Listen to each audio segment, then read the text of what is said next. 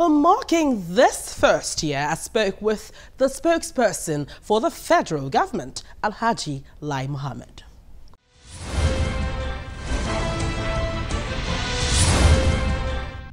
Alhaji Lai Mohammed, you're welcome to the program. Thank you very much, Gloria. So it's been 1 year since the All Progressives Congress took over power. Let's understand your assessment of the journey so far. It's been very challenging, very fulfilling, but I think I will say with all sense of modesty that we fulfilled our pledges. You have fulfilled all the pledges? Absolutely. So let's understand, because right now, what Nigerians are saying on the streets are all the promises, or most of the promises APC brought up during the campaigns seem far-fetched. So when you now say that you have fulfilled all the promises, what are you talking about? Well, we campaigned majorly on 3 issues: insecurity, fighting corruption, and revamping the economy. And I can say with all sense of modesty again that yes, we have fought Boko Haram to a standstill.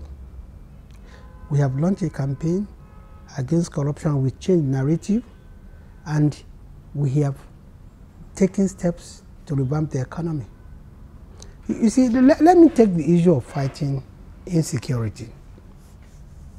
Yes, Nigeria was bedeviled with various types of insecurity, ranging from cattle rustling to kidnapping for ransom to Boko Haram.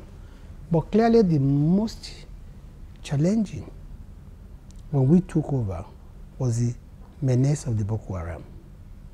And when you see what has happened between then and now, you will agree with me that we kept our promise.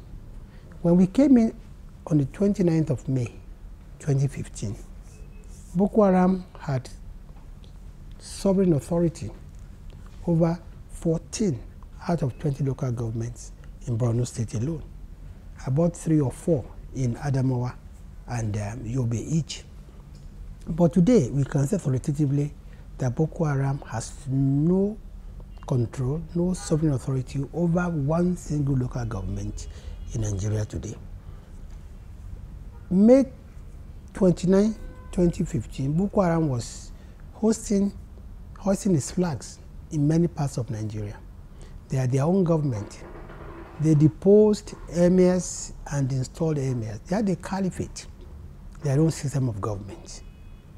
But we've been able to chase them out of all those places. And even the remaining fortress, which is Sambisa Forest, today, we've maintained a sustained bombardment in that area. And if anybody wants to know what we've achieved in the last 12 months in the fight against Boko Haram, then they must look at what it was before, what it is today. Today, all the highways leading to Maiduguri have been reopened. As well, about a month ago, a league match, football match was played in Maiduguri, and that is, evidence that normal life is returning there. But this didn't come by chance. It came as a result of the dedicated and visionary leadership of Buhari. But we see another trend now where, herdsmen and cattle rustlers really are causing mayhem in some states right now, and then the worry is that it is going to spread. Well, we do not condone any manner of criminality, whether it's herdsmen and farmers, or whether it's cattle rustling, or whether it's kidnapping, or whether it's vandalism. But a government must confront challenges and must find solutions to these challenges. But more often than not, we focus more on the symptoms rather than the disease. What symptoms? You see, I say more often than not, we actually focus more on the symptoms and not the disease itself.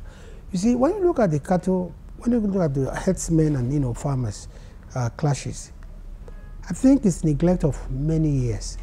More than 15, 20 years ago, we were warned all over the world that as a result of climate change, there will be conflicts.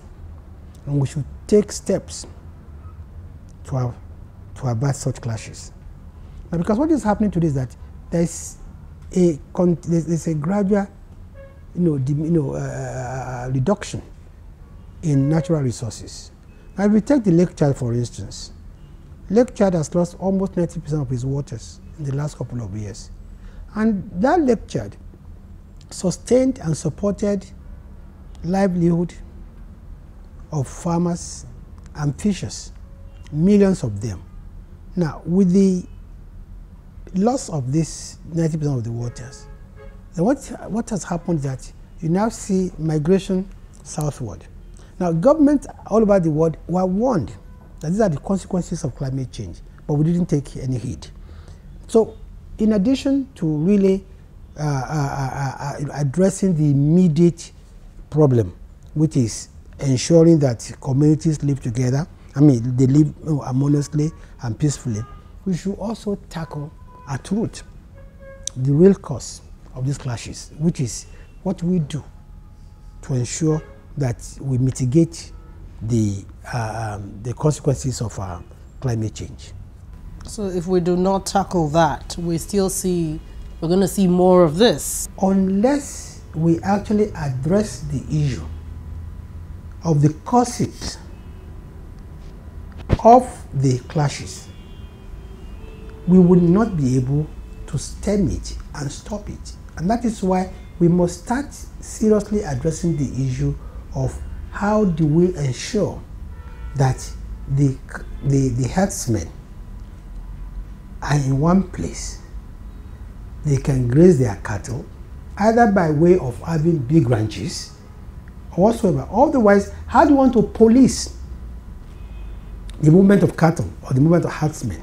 It was also said that among the herdsmen, we had some terrorists fronting as herdsmen. You see, you cannot rule out criminality, this kind of thing. And I also heard too that even some of these herdsmen are not even from this part of the country. That they are not even from Nigeria, and that many of them they come from as far away as Mauritius, as far away as Senegal. So let's look at the second part, which you say the government has fulfilled, which is corruption. Yeah. Which many term as just recovery of loot and unnecessarily fighting corruption. Well, I don't know whether you say you are unnecessarily fighting corruption. Any method or whatever emphasis you put on fighting corruption can never be misplaced, because when you look at the major problems confronting us today, they can all be traced directly to corruption. It's because of corruption that Boko Haram lasted so long, because money meant to fight Boko Haram was shared for other uses, and that sent thousands of innocent Nigerians to their untimely grave. It's precisely because of corruption that Nigerians now are, relying more on generators than on, conventional power, because after billions of naira was allegedly, pumped into the power sector, what we have reaped is darkness. It's precisely because of corruption that despite a continuous 10-year, period of prosperity in quotes, where crude was selling for $100 a barrel, when the price of the crude crashed, we had no cushion because the money was, spent not in a judicious manner. So when people talk about corruption, it touches every facet of our lives. And no matter what you do, if you do not address the issue of corruption, it's like, just pouring water into a basket. Therefore, I do not believe that whatever emphasis is being put on fighting corruption is unnecessary. Secondly, we have changed the narrative of corruption. Before now, corruption was just, discussed in the abstract. But today, we've changed the narrative by making people understand and appreciate the cost of corruption to their lives. When we launched this sensitization campaign against corruption in January, we shocked the world, Nigerians, when we said between 2006 and 2013, just 55 people allegedly embezzled 1.34 trillion naira. We simply wanted Nigerians to know what 1.34 trillion naira would have meant to their lives. When we went further to start, if only 1/3 of that money were recovered, if only 1/3 was recovered, that 1/3 will have built us 20,000 housing units. In addition, it would have given us 600 kilometers of dual carriageway, to have provided a hospital in each state of the federation, an ultra-modern hospital.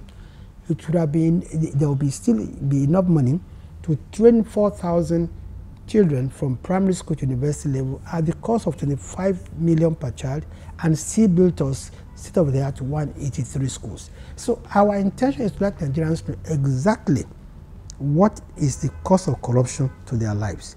Now, before now, we used to celebrate corruption. At least, if anything, Nigerians no longer celebrate corruption. Now, again, if you look at the way we have, addressed the issue of corruption, it is not to vilify anybody, but let Nigerians know precisely that but for corruption would have been way ahead where we are. I know many people have come out and said, oh, your corruption is one-sided. Yes. And that, why are you probing just the PDP campaign fund and not your own fund? And the answer is very simple. We never set out to probe PDP campaign fund. No, it's not our business. It's INEC that has the, statutory, right to probe any, campaign funds of any political party. We set out to find out how come that the Boko Haram insurgency lasted so long. How come that our SY gallant soldiers were running away from Iraq-Tag army? How come there was so much mutiny within the army? How come that wives of soldiers was protesting and saying, no, our husbands will not go to the war front? This is what we set out to probe. And then we stumbled on this fact that actually what happened was that when a $2.1 billion contract was given, rather than use them to buy arms and ammunition, provide for the welfare of soldiers, they were used for political purposes. As a matter of fact, what you have heard so far is just the tip of the iceberg, because the foreign exchange or dollar component of that arms contract is actually 15 billion naira. Sorry, $15 billion, not $2.1 billion. So we did not set out to probe the campaign funds of the PDP or anybody. We just stumbled on it that, look, so it's actually money meant to fight Boko Haram that was actually being spent for political purposes. And you see, the interesting thing about this $2.1 billion arms gate is that so far, not one person who has been accused of sharing in this loot has denied it.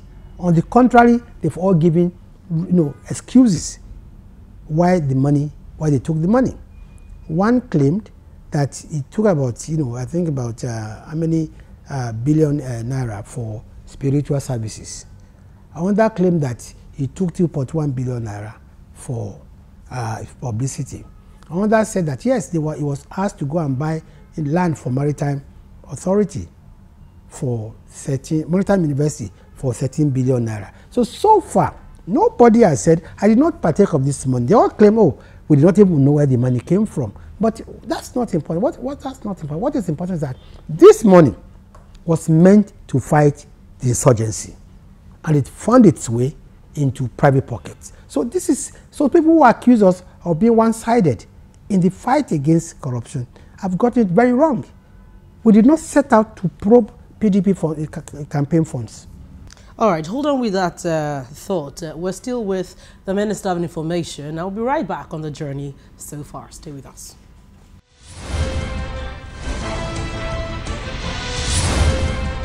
What I can say that the government has done well is that there has been some improvements in terms of security in the country.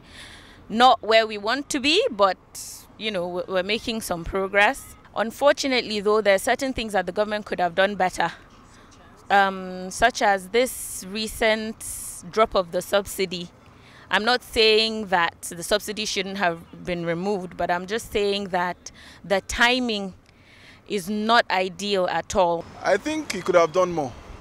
We know in Nigeria that the main expenditure is the administrative expenditure. Cut down the administrative expenditure.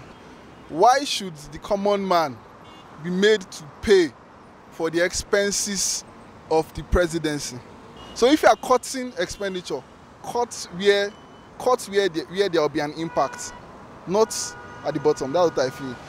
Improvement should come from the top to the bottom, not from the bottom to the top.